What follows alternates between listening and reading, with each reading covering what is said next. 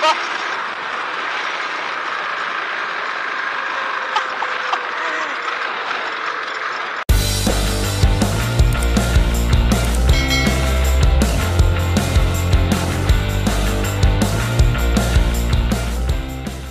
Dito ako sa Jollibee CCP, mga tropa, ayan. Tambay lang po kami dito. Ayan mga mamaw. Sir, kaway-kaway kayo dyan. Video yan, video. Ayan o, shout out sa mga tropa, ayan. Meron po tayong testing ngayon mga sir. Ayan o. Ano siya, malaking makina yan. Malaki po yung makina niya, converted po siya. At saka itong frame na to is pocket bike na mid-size. Malaki po siya compare sa mga enduro ngayon na mga maliliit. Yan, testing natin to, tapos tingnan natin kung ano yung pinag-top speed niya. So yan po yung may-ari. Ayan, Sir Nob, ano masasabi mo? Yan yung may-ari ng pocket bike. Ayan, nahiya pa siya. Mahihain talaga yan mga pogi. Ayan, so testing natin to ngayon. Ititesting natin tong motor na to. Gamitin natin tong application na to. Ayan, GPS speedometer. Itesting natin kung ano yung top speed niya, no?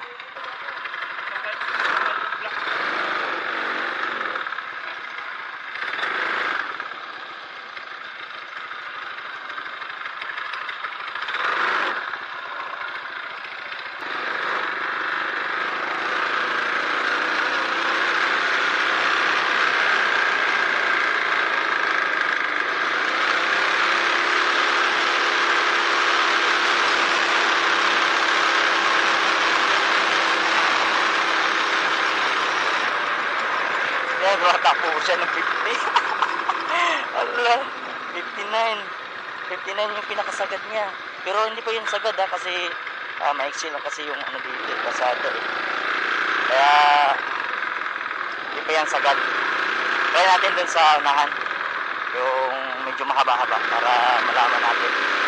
Kasi maraming hams dito eh.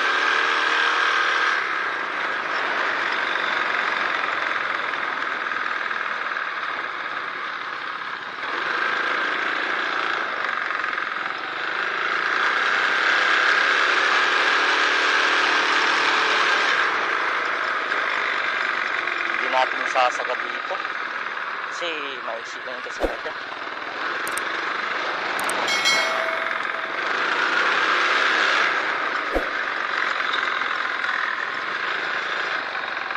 Doon sana.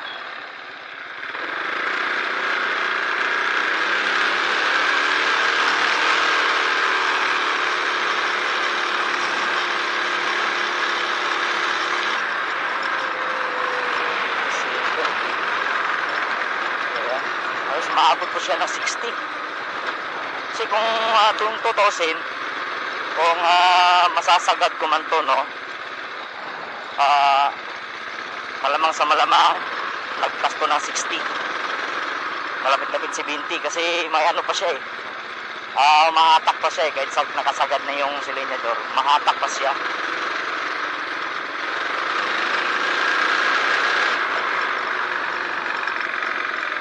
Gandang tulin.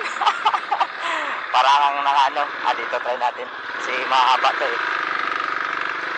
Ayan. Let's go! Alright! Tulin. Try natin kung hanggang saan yung kaya niya. 58 61 na 70. Ang tulin oh. Ayun, 70 siya.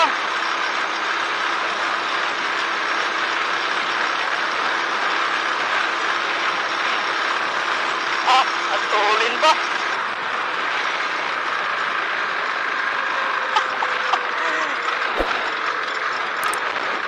Ganda, tulin. Hindi ka mabibitin sa sa speed niya kasi mahatak talaga siya. Ganda. Dito lang tayo kasi hindi na tayo masyadong lumayan.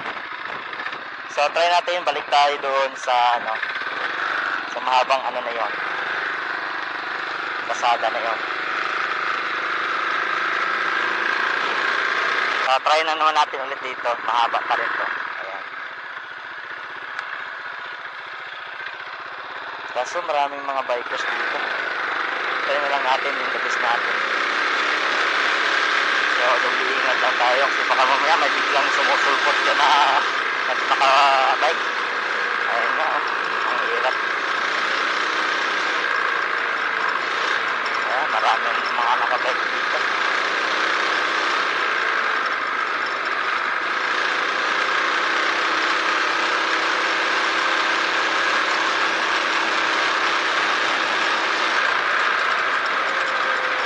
Mas grabe, hindi ka talaga mabibitin dito. So kung gusto nyo kumuha ng idea, no, guide para makabuo din kayo ng ganito, kontakin nyo lang si Sir Nobil ng Tondo Page. Siya po yung active na senior sa Tondo Page. Marami pa namang iba mga dyan, mga active, pero siya rin kasi isa siya sa active na senior sa Tondo Page. Kaya kung gusto ninyo ng idea paano gagawin, ano mga unang steps, magkano gagastusin para makabuo ng ganito, ayun o, tuloy no, abuli natin itong clip na to. Oh, diba? Sipa, basic. Napaka basic. Pero syempre, hindi pa naman sagad yung click eh.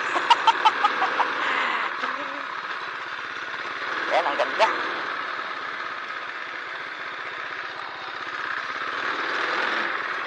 Maraming salamat kay Sir Nog sa patisting itong motor niya. Sulit, ganda.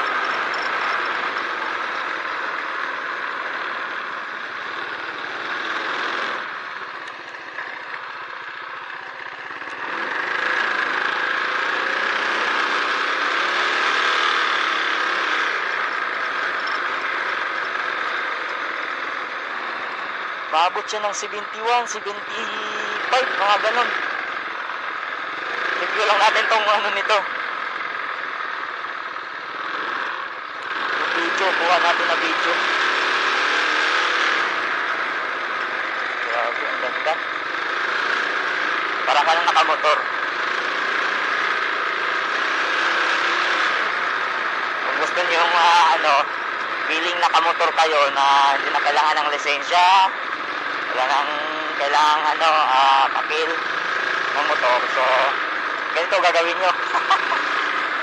Ang ganda, sulit, matulin talaga, may power talaga siya ibibigay. Kasi mas malakas to sa mga 150cc. Kung tutusin, mas labang ang displacement ito compare sa mga 150cc na mga motor.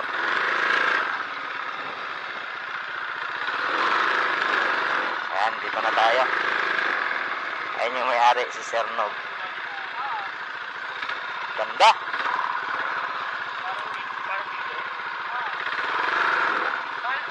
Ayan mo, Max, 76. Maabot na 76. Ha? Oh, medyo bitin kasi yung kasada eh. Doon papuntang tulay. Medyo bitin pa kasi. Ha? Ayun, layo na doon. Layo naman doon. So thank you sa panonood ng aking video. See you next video ulit. Ayan, siya yung may-ari. Sir Nob, ano masasabi mo sa motor mo? Okay na yan. Ano, May okay sayad yan? pa yan. Ha? May sayad. Yung driver? Oo.